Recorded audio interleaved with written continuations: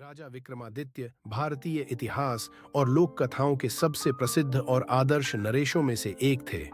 उनकी वीरता, न्यायप्रियता और बुद्धिमानी के किस्से सदियों से कहे सुने जाते रहे हैं। विक्रमादित्य केवल एक महान योद्धा ही नहीं, बल्कि एक दार्शनिक, नीति निर्माता और अपने प्रजा के प्रिय राजा भी थे। उनकी कहानियां सिंहासन बत्तीसी और वेताल पंचविंशति जैसी लोक गाथाओं में संकलित हैं। इस विस्तृत कथा में हम राजा विक्रमादित्य के जन्म, शासनकाल, उनके अद्भुत फैसलों, साहसिक अभियानों और उनके न्यायप्रिय स्वभाव के बारे में जानेंगे। बहुत समय पहले उज्जयिनी, वर्तमान उज्जैन में एक महान राजा गंधर्वसेन का शासन था। वे एक शक्तिशाली और न्यायप्रिय शासक थे। उनके पुत्र विक्रम को बचपन से ही ज्ञान, युद्ध कौशल और धर्मशास्त्र की शिक्षा दी गई। गुरु के आश्रम में रहकर उन्होंने वेद, शास्त्र, युद्ध कला और राजनीति में महारत हासिल की।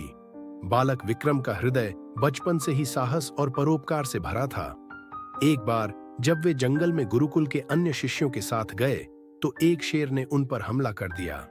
सभी भयभीत होकर भागने लगे, लेकिन विक्रम ने निडरता से अपने धनुष से उस शेर को घायल कर दिया और सभी को बचा लिया।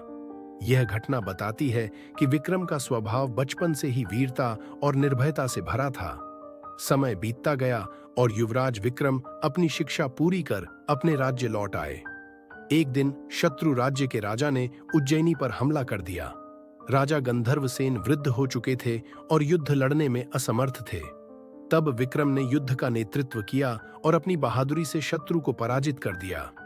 इस वीरता को देखते हुए राज्य के सभी मंत्री और प्रजा ने विक्रम को सिंहासन पर बैठाने का अनुरोध किया। विधि विधान से उनका राज्याभिषेक हुआ और वे उज्जयिनी के राजा बने।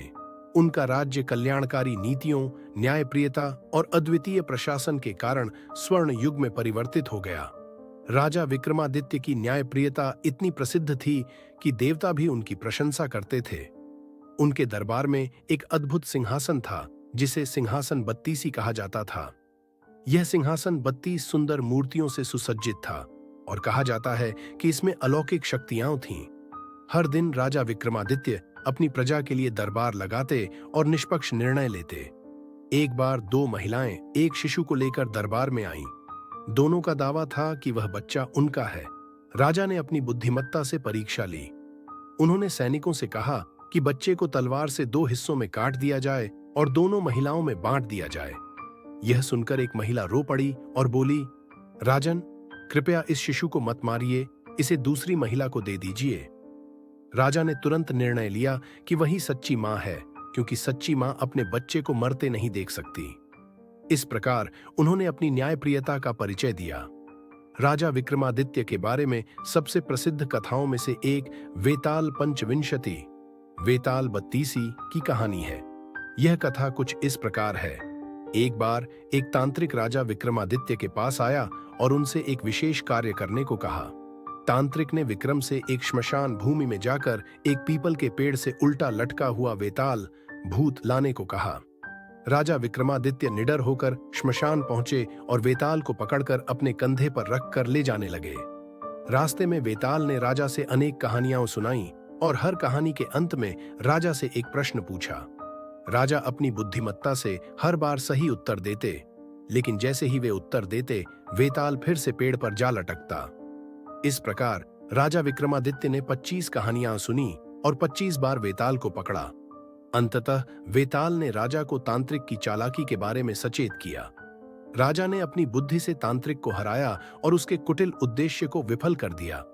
राजा विक्रमादित्य केवल एक न्यायप्रिय राजा ही नहीं, बल्कि एक महान योद्धा भी थे। उन्होंने कई राज्यों को जीतकर अपने साम्राज्य का विस्तार किया। उनका राज्य दक्षिण में कांचीपुरम से लेकर उत्तर में हिमालय तक और पश्चिम में कंबोज, अफगानिस्तान तक फैला था। उन्होंने कई बार दुश्मनों को पराजित किया, लेकिन उन्होंने कभी भी निर्दोष प्रजा पर अत्याचार नहीं किया। वे हमेशा धर्म और सत्य के मार्ग पर चले। उनकी तलवार केवल अन्याय के खिलाफ उठती थी। राजा विक्रमादित्य का नाम अमर हो गया। उनके आदर्श, न्याय और वीरता की कहानियां आज भी प्रेरणा देती हैं। कहा जाता है कि उन्होंने अंततः योग और तपस्या का मार्ग अपनाया और एक महान साधु बन गए। उनके परिश्रम, साहस और न्याय की गाथाएं युगों युगों तक लोगों को प्रेरित करती रहेंगी। राजा विक्रमादित्य केवल एक ऐतिहासिक व्यक्ति नहीं, बल्कि एक अमर प्रतीक बन गए। राजा विक्रमादित्य की कहानियां केवल मनोरंजन के लिए नहीं, बल्कि जीवन में सच्चाई, साहस, बुद्धिमानी और न्याय के महत्व को समझाने के लिए है। उनका जीवन हमें सिखाता है कि सच्चा राजा वही होता है जो अपनी प्रजा के कल्याण के लिए समर्पित होता है।